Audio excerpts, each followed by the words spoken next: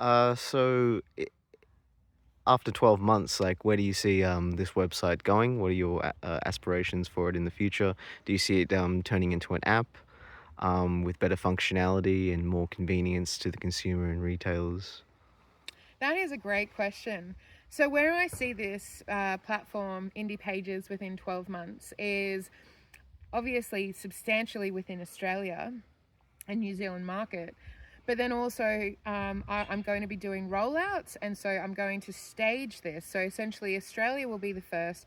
I'm going to lock everything down. I'm going to work everything out. I'm going to make sure that everybody is getting the royalties that they need, the support that they need. But then I'm going to switch it, and I'm going to go, okay, let's start rolling out internationally. Let's start looking at Spanish websites. Let's start looking at Asian countries. Let's start looking at European countries. Let's start looking more globally, the American market. And let's start broadening our horizons. So that's where I see Indie Pages going within, the first 12 months will be substantially Australian, but I will be working in the background at launching in all of these other places within the world, all of these other these platforms in these locations in the world.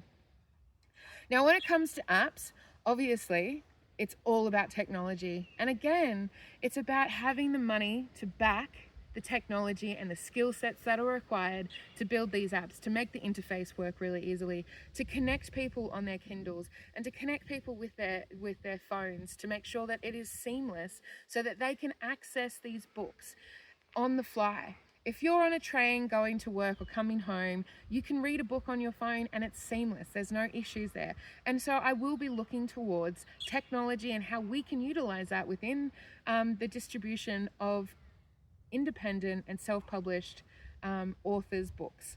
So it's a really exciting place to be because there's huge holes in the market when it comes to publishing and having access from the consumer to the actual product. And in this case, the product is incredible indie authors' books.